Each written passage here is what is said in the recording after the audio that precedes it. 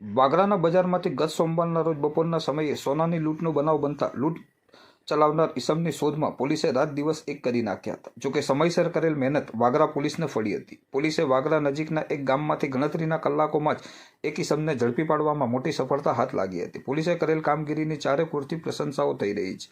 વાગરાના હૃદય સમાન વિસ્તારમાં ગત સોમવારની બપોરે એક સોનાની દુકાનમાંથી સોનાની લૂંટનો બનાવ બનવા પામ્યો હતો. લૂંટને પગલે વાગરા પંથકમાં સાપો પડી ગયો હતો. ધોળા દિવસે અને ધમધમતા બજારમાં થયેલ લૂંટને પગલે પોલીસ હરકતમાં આવી હતી. વાગરા પીઆઈ SD ફુલતરિયા અને તેમની ટીમ સાથે વાગરા નગર સહિત આસપાસના વિસ્તારના CCTV ફૂટેજની એક પછી એક ચકાસણી કરવાનું ચાલુ કર્યું હતું. પોલીસે સોનું લૂંટી ફરાર થનાર લૂંટારૂ કઈ દિશામાં ભાગ્યો છે એ તરફના કેમેરા ચકાસી ગુનેગારને ઝડપી પાડવા કમર કસી હતી.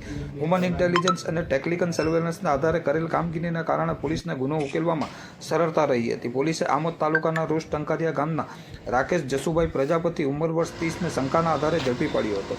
વાગરા પોલીસે રાકેશની સઘન પૂછપરછ કરતા તે ભાંગી પડ્યો હતો અને તેણે વાગરા સોનાની દુકાનમાં લૂંટ કરી હોવાની કબૂલાત કરી લીધી હતી અને જણાવ્યું હતું કે પોતે ઓનલાઈન ગેમિંગ અને સટ્ટાના રવાડે ચડી જતા 10 લાખ ગુમાવવાનો વારો આવ્યો હતો, જેને પગલે ગુમાવેલ પૈસા રિકવર કરવા વાગરા બજારમાં આવેલ ઓમ જ્વેલર્સ નામની સોનીની દુકાનને નિશાન બનાવી હતી. સોનાના દુકાનમાંથી લૂંટ ચલાવી લીધેલ તમામ દાગીના, જેની કિંમત 3,65,000 તેમજ મોટરસાયકલ અને મોબાઈલ મળી 4,35,000નો મુદ્દામાલ પોલીસે કબજે કરી આગળની વધુ કાર્યવાહી હાથ ધરી હતી. તારીખ 19/5/2025ના રોજ વાગરા ટાઉનમાં એક લૂંટનો બનાવ બનેલો હતો, જેમાં ઓમ જ્વેલર્સની જે સોનીની દુકાન છે તેમાં એક ઈસમે આજે ફરિયાદી છે તેમના મોઢા ઉપર મરચાં તથા મીઠાની પાવડરની ભૂકી નાખી અને એમની દુકાનમાંથી સોનાની 5 ચેન, એક સેટ એમ મળી લગભગ 3,65,000ના મત્તાની લૂંટ કરી અને મોટરસાઇકલ પર ભાગી ગયેલો હતો.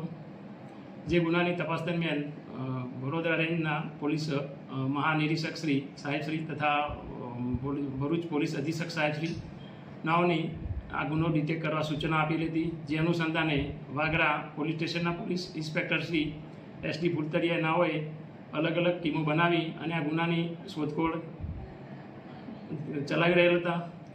જે દરમિયાન તેઓને હ્યુમન ઇન્ટેલિજન્સ તથા ટેકનિકલ સર્વેલન્સના આધારે એવી માહિતી મળેલ કે રોજા ટંકારિયા ગામનો એક ઈસમ રાકેશ જસુભાઈ પ્રજાપતિ નાઓએ આ લૂંટ કરેલી છે.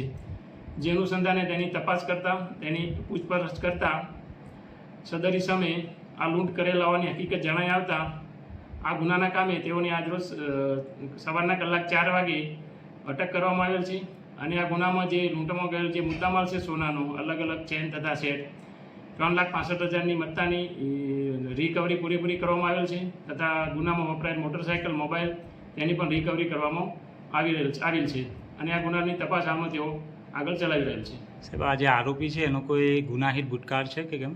ના, હાલમાં તો આરોપીનો કોઈ ગુનાહિત ભૂતકાળ જણાઈ આવેલ નથી. ઓકે, આ ઘટનાના જે સાહેબ CCTV સામે આવ્યા હતા એમાં સોનીની પણ બેદરકારી જણાઈ આવે છે, તો એ વિશે તમે કોઈ પ્રજાને સંદેશ આપશો? હા, તમામ જે આ ઘટના બની, જે બનાવ એમાં જે ફરિયાદી છે એ આ બનાવ દરમિયાન જે લૂંટ થઈ એ દરમિયાન પોતે પોતાના મોબાઈલમાં વ્યસ્ત હતા, જેના કારણે આ લૂંટનો ગુનો બનેલો હતો.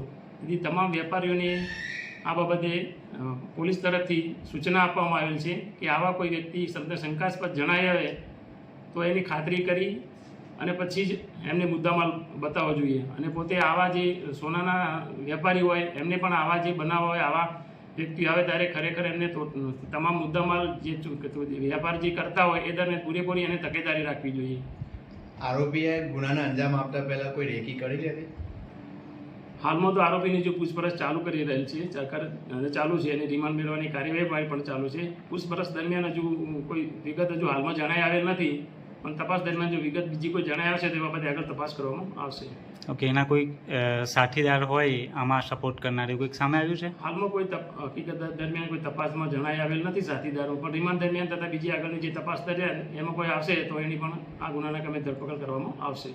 સમગ્ર ઘટના શું હતી સાહેબ? કઈ રીતના ચોરીને અંજામ આપ્યો અને આરોપીને પકડવામાં કઈ રીતના પોલીસને સફળતા મળી? આ જે ઘટના છે આમાં ગામનો જે તોમતદાર છે રાકેશ જસુભાઈ પ્રજાપતિ, એને સટ્ટો રમતો હતો તથા ઓનલાઈન ગેમિંગનો લગભગ 10 લાખ રૂપિયા એ હારી ગયેલો હતો. જેથી એના મનમાં વિચાર આવ્યો કે આવી ચોરી કે લૂંટ કરવું જેનાથી મારી રકમ ભરપાઈ થઈ શકે. જેથી એને સોનીની દુકાનમાં લૂંટ કરવાનો પ્લાન કરેલો હતો અને જે પોતે લગભગ હાલમાં તપાસ દરમિયાન એકલો જ લૂંટ કરવા આવેલ છે અને લૂંટ કર્યા બાદ મોટરસાઇકલ પર ભાગી જવાનો પ્લાન હતો અને રસ્તામાં એને આમોદ ખાતે જઈ અને જે તે લૂંટમાં જીતે વખતે જે બનાવ વખતે કપડાં પહેરેલા હતા એ કપડાં પણ એને રસ્તામાં આમોદ જતાં બદલી નાખેલા હતા અને નવા કપડાં પહેરી અને પછી એના ઘરે ગયેલો હતો. ઓકે, તો આરોપી સુધી કઈ રીતના પહોંચી પોલીસ?